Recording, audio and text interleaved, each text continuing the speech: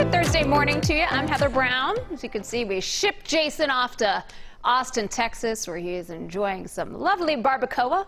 Could tell that from his Instagram this morning. A delicious chocolatey dessert. So you got me for your morning update today and tomorrow. So go ahead, grab that coffee, grab that tea, and let's get you up to speed on the news and the weather. First things first, you do not need the jacket this morning. It is hot out there and it is humid, already 80 degrees when you walk out the door. Riley tells us that there could be a pop-up thunder shower this afternoon, so just be careful about that, but it's going to stay a warm one today. Tomorrow's where some of that humidity really starts to come down. But let's get talking about this. You have probably heard about the hot housing market. If you're in the market, if you're thinking about selling, now there's a new report that shows just how hard it is to buy right now, and that's because everything's so expensive, record high prices. The National Association of Realtors reports that the median existing home price in May was more than $350,000 here in Minnesota. That's even more. It's up 24%, 24% from last May. Think about that. How much higher home prices are. It's highest on record, highest it's ever been. You know, a lot of this has to do to low inventory. You know, the inventory is down 21% from last year. So that's partly what's driving prices, but also there's a huge demand. A lot of people moving right now, maybe moving into a house where you're working from home or have outdoor spaces, and you know, people kind of get in and out of the markets. What we're leaving behind are first-time home buyers, which are at historic lows. We're leaving behind minority buyers who would like to enter the market. So that's the really bad news there, right? Is that these first-time home buyers having a hard time getting into this market, but there is some good news, at least, that they say. The association says that inventory is coming into the market as more people get vaccinated and perhaps they feel more comfortable listing their home. Maybe they say, look, this is a good time to sell. I'm going to get in on this while I can. Also, new construction, they're increasing now. You've seen those lumber prices sky high, labor shortages. There's a whole bunch of things happening here. So we want to hear from you, though. We want to hear your personal experiences. Are you thinking about jumping into this market? Maybe you were on the fence about selling and you said, look, I'm just going to try and get right now and see what I can get for my price. Maybe you're in the market to buy. Maybe you've put an offer on the house and have just lost out. I talked with a family the other day. They'd put 7 offers on 7 different houses. Finally got it on the 8th one. It's a tough market out there if you're looking at buying or selling. So we'd love to hear your personal experiences or your friends' personal experiences. Leave a comment on Facebook if you're watching here, and we'll read through a couple of those in just a moment. Now to the news. New overnight, a partially collapsed building near Miami left 1 woman dead. So this was a high-rise condo. Our CBS affiliate in Miami says that a woman died. 9 others were taken to hospitals. More than 80 fire rescue units and technical rescue units. They've been on scene all throughout the night, working to pull trapped residents from the rubble. They've been working for hours. Even children lived there. A man in the building next door described what he saw. The building shook, and then I looked out the window and you couldn't see. I thought it was like a storm or something coming in, and then what happened was when the dust cleared, there was the back half of the building, or back 2/3 of the building was gone. So a lot of questions here. Not clear at this point how many people live in the building. Also, no word on the cause of the collapse. A handful of popular COVID-19 testing sites will be shutting down starting today. So these are the state-run testing sites, the ones you may have seen, the Convention Center in Minneapolis, Roy Wilkins in St. Paul, the Creekside Community Center in Bloomington. All of those will close. St. Paul closes today. The Minneapolis and Bloomington ones, they'll go to the end of the week. MDH says that progress with vaccination comes with a drop in COVID cases, a drop in the positivity rate.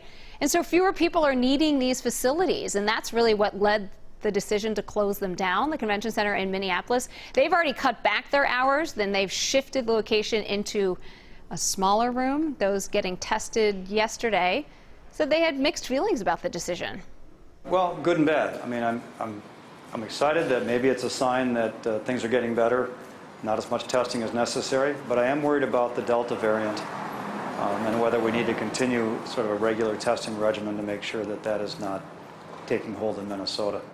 So while these state-run sites might not be all up and running, MDH does want to remind people that a lot of area pharmacies Walgreens, CVS, they will continue to offer that free COVID testing. They do accept walk-ins as well. The Brooklyn Park testing site, the state-run site there, that will stay open for the time being. Twin Cities are getting federal help to fight rising gun violence. More than a dozen cities and counties, including Minneapolis and St. Paul, will get federal dollars for community violence intervention programs. Biden administration says that these programs can dramatically reduce violence. In Minneapolis, 288 people have been shot so far this year. That's nearly 100 more than this time last year. In St. Paul, murders are down, but shots fired are up 14%, shootings up 33%. The Biden administration's new plan to face the issue also includes things like funding for law enforcement, expanding summer programming, and offering employment opportunities for young people. I've been boots on the ground around gun violence for the last 4 years. Right now, young people, they don't think they're going to make it past 22, 21. And so that's where we have to change the mindset, the way they think about themselves and about others that they live around. So Minneapolis Mayor Jacob Frey says that he is grateful for the White House commitment and has proposed to use that first wave of federal funding for violence prevention, intervention, and law enforcement resources. Security is being ramped up ahead of tomorrow's sentencing of the Derek Chauvin sentencing at the Hennepin County Government Center. So the security won't be as apparent as it was during Chauvin's actual trial. No barricades around the government center right now. Those were all taken down after the trial was over, and no plans to put them in place by tomorrow. Also, no street closures planned. It's not clear if Chauvin himself will make a statement at the sentencing tomorrow afternoon, but several members of George Floyd's family are expected to make victim impact statements. Now, leading up to this sentencing, we are revisiting some of the moments that led to that Chauvin verdict, from the crowds outside to the judge reading the verdict and all of the messages from the community afterwards. We're gonna have a special that airs tonight. It's at 7 o'clock. You can find that on CBSN Minnesota. We'll also be streaming tomorrow's sentencing on CBSN Minnesota, or you can also watch it here live on Channel 4 on TV.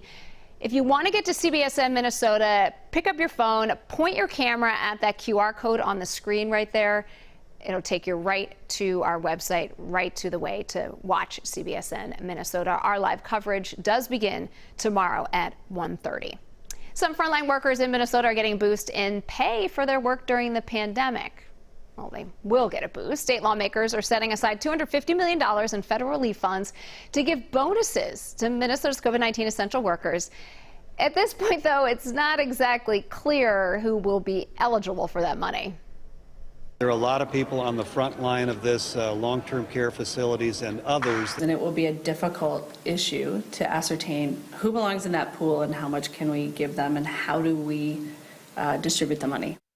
And it turns out it's going to take some time. House Speaker Melissa Horton says that the goal is to create a group of 9 Minnesotans that will give recommendations to lawmakers, but that's not going to happen until after Labor Day.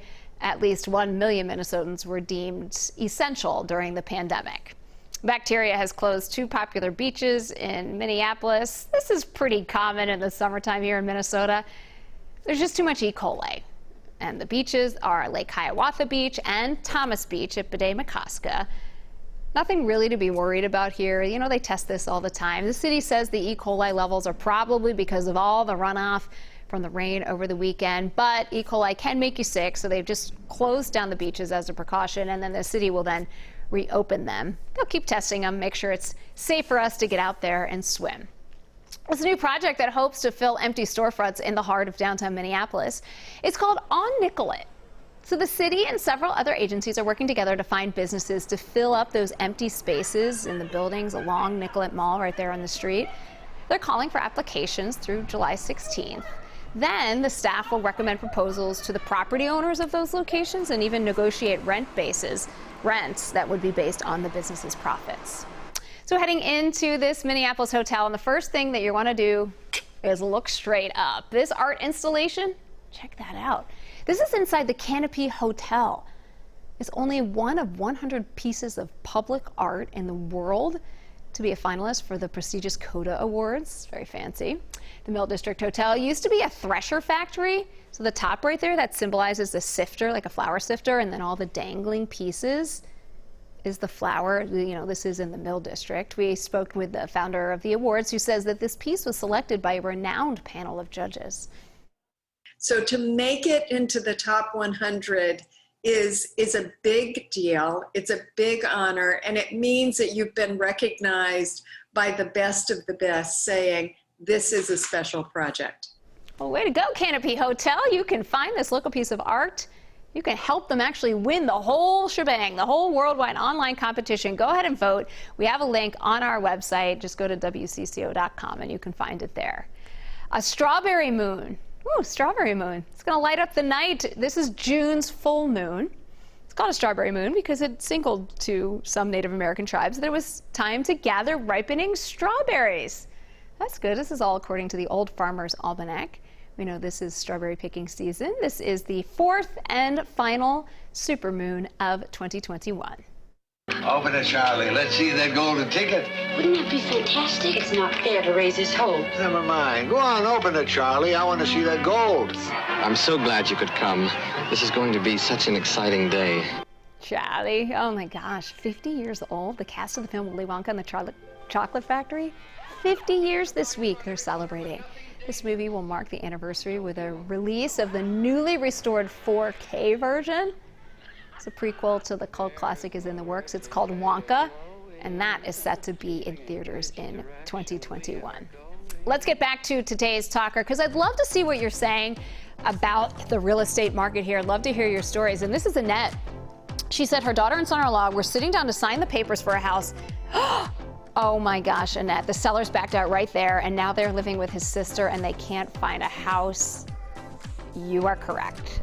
That is no good. Oh, that is heartbreaking to me, because you get your heart set on a house and then they back out. Diana says we've been trying to find a house for over a year.